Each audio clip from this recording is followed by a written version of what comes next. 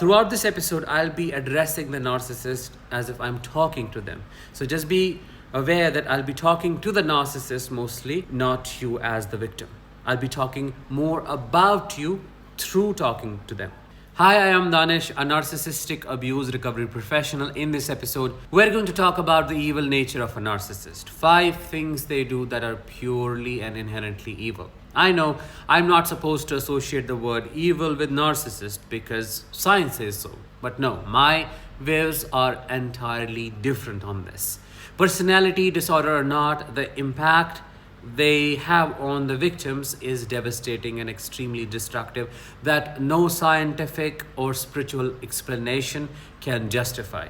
If you want to dive deep into the understanding of why I think the way I think, stay until the end because this is going to be eye-opening. Number 1, deliberately isolating someone from their friends and family just to have absolute control over them is evil. I don't know how someone can justify it, but in my eyes, in my opinion, this is evil. You want someone to be alone. You want to separate them from their support system. Why? Because you want to be the major influence in their life. You want them to depend on you and only you for feedback, for all the needs. You want them to depend on you financially, emotionally, physically, psychologically. You leave them no choice but to come to you and be afraid of losing you because they have only one person in life, and that is you. You cut them off from their sisters, from their brothers, from their parents, from their friends, from everyone who was a potential threat to your control, from everyone who could have shown them the mirror and told them that this person is abusing you, this person is hurting you. You establish the absolute and total control over their psyche through manipulation and brainwashing and make them think that everyone is wrong, everyone wants to harm you. The only person who intends to do good to you is me.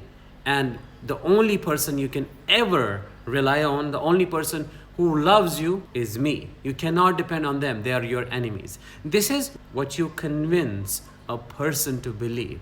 If that is not evil, I don't know what is. Number 2, intentionally distorting reality to have things your way at the expense of someone's sanity is evil. You clearly know deep down that things are not the way you are describing them as. You know that the person you're harming, the person you're controlling and abusing, the person that you want to have absolute hold of is right. They know right from wrong. They are saying the right thing, but because you can't look within, you can't reflect, you are projecting things on them. And not only that, to escape accountability, to escape reflecting upon things, to escape responsibility, you twist things around and make them think they are crazy. Make them think that the things they're thinking, believing and feeling are not real. They are just made up things. You make them think they have lost touch with reality. You make them think that they are insane. You make them think that their experiences they have had so far in their life were a complete waste. You make them accept that they are a complete waste. And you do not stop until they have stopped trusting their judgment, trusting themselves. Because when they stop trusting themselves, you get to have absolute control over them. Now they listen to you. Now they accept your thinking as the right thinking. They accept that the way you see things is the right way to see them. Their own way is flawed. You erase a person's identity.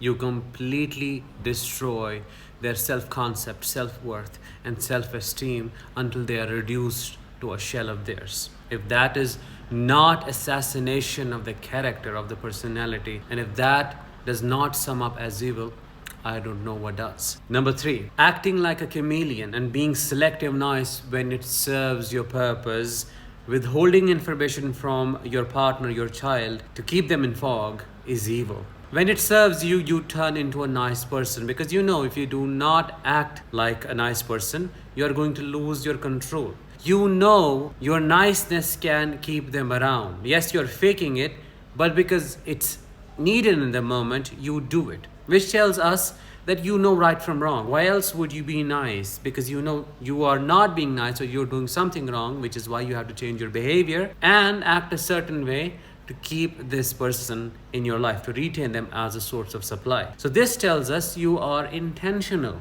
You know what to do and what not to do, but you choose easy over right. By not being nice, by being an asshole, and by being completely selfish, you know your needs are met and you do not care about the other person's needs. So why be nice? You withhold information. You keep them in fog. You lie to them. You're a pathological liar. You constantly lie.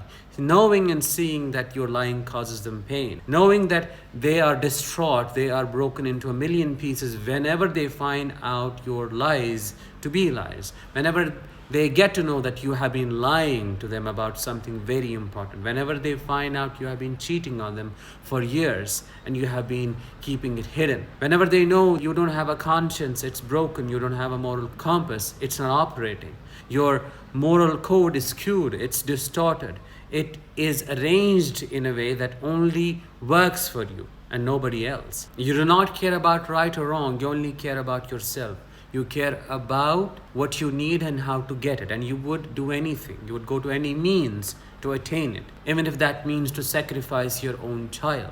You would do that without a second thought because it gets you what you want. If that is not evil, I don't know what is. Because stooping so low as to destroy someone, as to keep doing things that you're doing and concealing the information, changing your personality on the need basis is evil. It says how inauthentic you are and you have no integrity at all. 4. Telling lies on your partner, your child, your friend, or whosoever is your target just because they didn't comply or conform. Running massive smear campaigns to destroy their reputation is evil. You tried to have control over them, but they saw through you. They left the relationship or they chose to go no contact. Now that you can't control them anymore, at least directly, you find out people. You put your efforts and energy into finding out people who are in their circle and who you could bring to your side. If you had put the same energy into becoming a nice person, you would be at a different place. But no, you chose to spend your energy, your efforts in reaching out to these people and telling them lies about the target, telling them lies about the victim, telling them things that are not true, knowing you know deep down these are not true, but out of your pathological enemy, your vindictive nature, your punitive nature, you still indulge in all of that, actively indulge in all of that until the victim is isolated, their reputation is gone, they have lost their job, and that is how you find your peace. How pathetic is that? If that is not evil, what is? Because these are the things an evil person would do. And you leave no stone unturned to prove you have that innate evil within yourself, within your heart. Why else would you choose darkness again and over just to destroy someone, just to get what you want? Number 5, acting cool, calm, and collected in front of others while driving the victim crazy is evil. You know how to put up a show. You know how to project an image of the sane person. You act like as if you don't know anything. You don't know why he or she is reacting that way. You want to prove to them, I am the sane person. I have not done anything wrong, because they don't see you reacting. They don't see you screaming. They don't see you hysterically crying. They don't see you yelling. They do not see you broken into pieces. What they get to see is this calm person who has got it together. You enjoy the view because you know now in their eyes the bad person would be this victim here who is crying, who is sobbing because they feel so much pain. They feel helpless before your abuse and they do not know what to do. You have driven them crazy to the point of giving up. They do not know how else to make sense of things, so they do not know what to say, how to say it. And you enjoy the view because you, when asked, you say, I don't know, he or she has been acting that way and this is why I wanted to run away from them. I don't know how else to deal with them. I'm just done with it. This is what I have to put up with every single day of my life. You act like the victim. You frame the whole situation, you shape the environment to make this person look like the perpetrator when you are the main aggressor.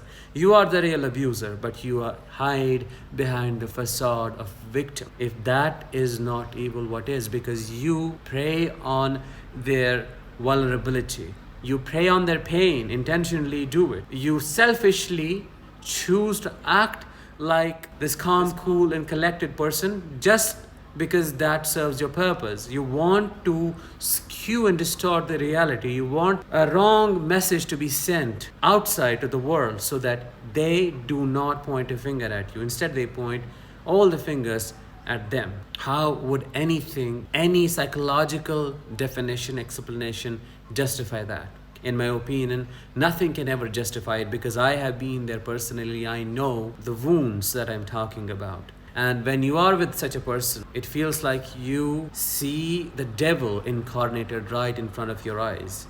Nothing else justifies why they would do such an inhuman thing. I have heard so many victims saying, no matter how hurt I would be in my life, but I would never do that.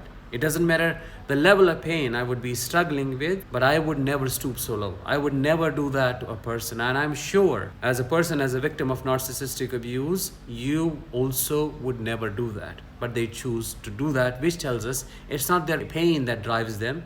It is their choice that they have constantly made and reinforced their behavior through their repeated choices. Let me know what your thoughts are in the comments, and if you found this video, this episode insightful, drop a like, share this video, and I'll talk with you in the next one. Until then, let the healing begin.